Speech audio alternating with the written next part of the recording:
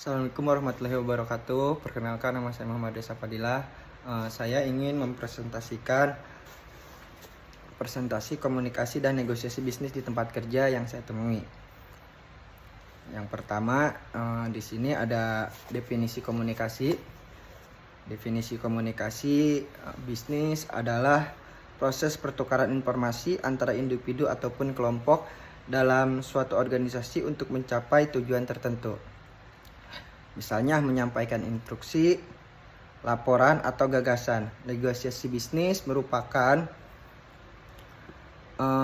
proses interaktif antara dua pihak atau lebih yang bertujuan mencapai kesepakatan terkait suatu kepentingan bisnis melalui tawar-menawar, musyawarah, dan pencapaian win-win solution. Manfaat utamanya meningkatkan koordinasi, membangun relasi, mempermudah pengambilan keputusan, mengurangi konflik, dan memperkuat hubungan bisnis sekaligus meningkatkan efisiensi serta mengelola risiko. Komunikasi bisnis juga bisa disimpulkan bahwa komunikasi bisnis adalah proses pertukaran informasi, ide, pesan yang dilakukan dalam konteks profesional untuk mencapai tujuan perusahaan. Komunikasi ini bisa berlangsung secara lisan, tulisan, visual, atau digital, baik internal, antar karyawan atau divisi, maupun eksternal. Utamanya adalah mendukung kelancaran operasional pengambilan keputusan dan membangun hubungan kerja yang efektif. Baik, yang kedua di sini ada negosiasi bisnis. Merupakan proses interaktif antara dua pihak atau lebih yang bertujuan mencapai kesepakatan terkait suatu kepentingan bisnis melalui tawar-menawar, musyawarah, dan win-win solution. Negosiasi bisnis bisa disimpulkan adalah suatu proses tawar-menawar antar dua pihak atau lebih dalam dunia usaha untuk mencapai kesepakatan yang saling menguntungkan. Proses ini melibatkan komunikasi, kompromi, dan strategi untuk menyelesaikan perbedaan pendapat terkait harga, kontrak, kerjasama, atau syarat-syarat lain dalam hubungan bisnis. Manfaat utamanya di sini dapat meningkatkan efisiensi kerja melalui pertukaran informasi yang jelas dan tepat. Dan yang kedua, membangun hubungan yang baik dengan rekan kerja, mitra, atau pelanggan. Ketiga, mencapai kesepakatan yang saling menguntungkan dalam interaksi kerjasama.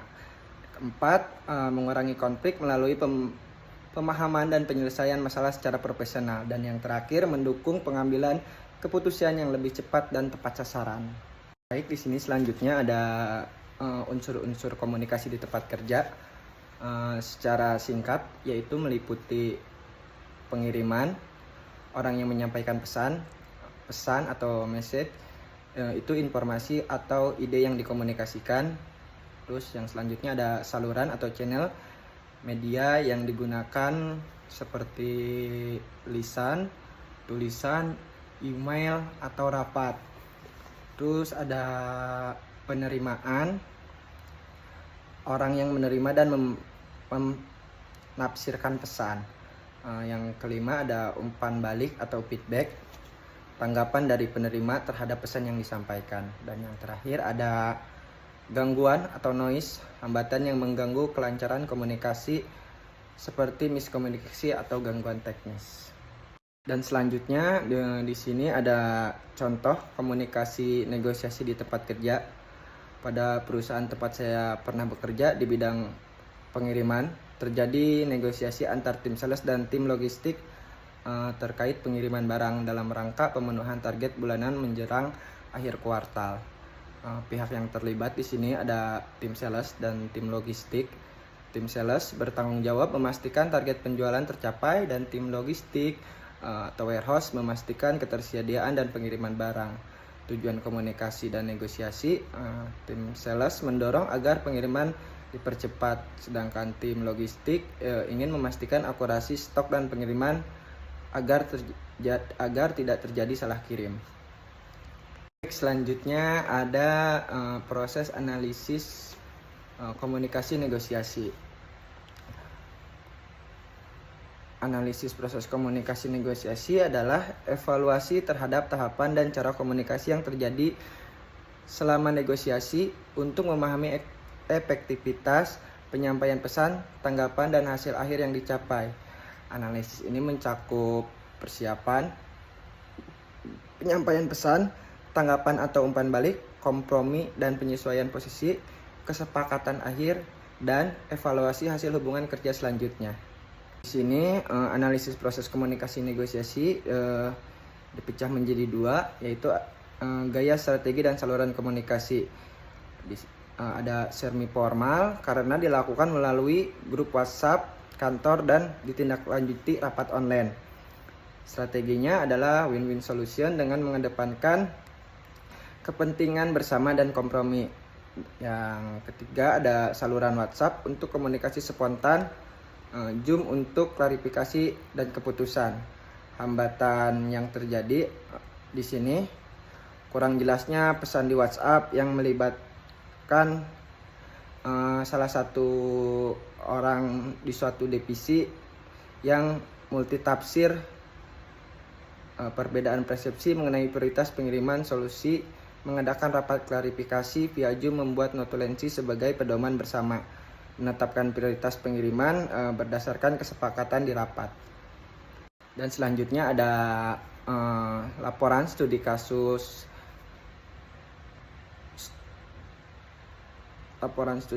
bisnis 5W1H. Studi kasus laporan bisnis 5W1H. Apa sih itu 5W1H? 5W1H di sini ada what yang artinya apa, deskripsinya menjelaskan miskomunikasi antara tim sales dan tim warehouse terkait penjadwalan pengiriman pasca libur panjang menyebabkan keterlambatan pengiriman 2 hari ke customer dan munculnya komplain. Dan yang kedua ada who, siapa yang terlibat di sini, yaitu tim sales, tim warehouse, customer atau pelanggan utama. Dan yang ketiga ada when, kapan. Ini terjadi pada Senin 30 Mei 2025. Dan yang keempat ada where, di mana terjadinya di kantor pusat atau di gudang perusahaan. Dan yang kelima ada why. Why di sini tidak adanya sinkronisasi jadwal update setelah libur panjang atau long weekend. Informasi tidak tersampaikan secara menyeluruh. Dan yang terakhir ada how, bagaimana. Pesan penerimaan update stok dan jadwal tidak diterima timely oleh warehouse. Sales menyampaikan estimasi ke customer tanpa konfirmasi final. Customer menerima barang terlambat dan melayangkan komplain ke via email. Hambatan yang terjadi adalah gangguan pada alur komunikasi antar departemen, jadwal kerja tidak tersampaikan efektif, overhead pesan email setelah libur. Solusinya negosiasi langsung antara supervisor dan sales warehouse, menginformasikan ke customer situasi sebenarnya dan memberikan kompensasi diskon atau special service.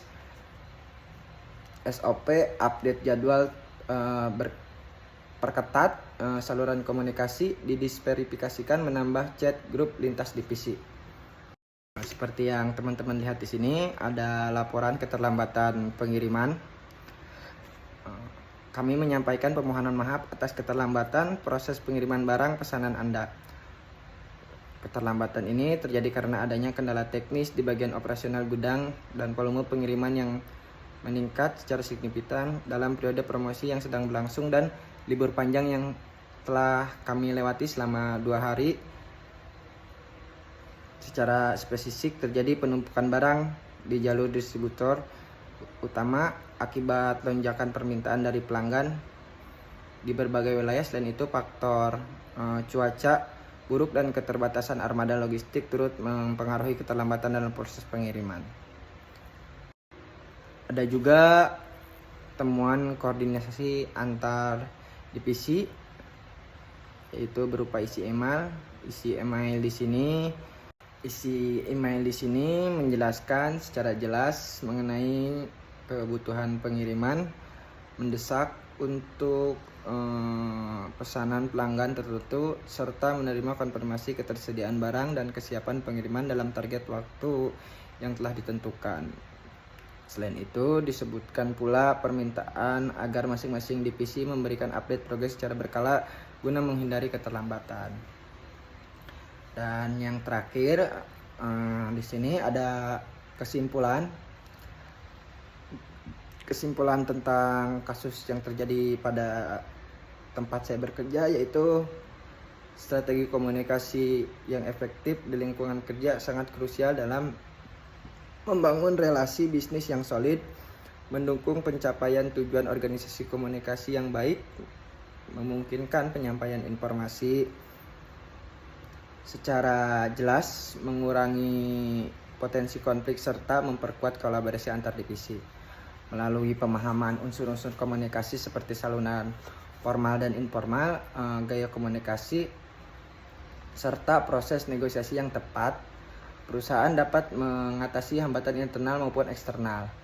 Studi kasus yang terjadi adalah keterlambatan pengiriman barang menunjukkan bahwa miskomunikasi dapat berdampak langsung pada kepuasan pelanggan dan menuntut solusi negosiasi yang cepat dan diplomatis. Dengan demikian, komunikasi bukan hanya alat penyampaian pesan, namun juga strategi inti dalam membangun budaya kerja yang produktif serta profesional dan humoris.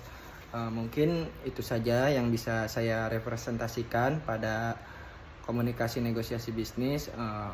Kurang jelas atau kurang lebihnya saya minta maaf. Wassalamualaikum warahmatullahi wabarakatuh.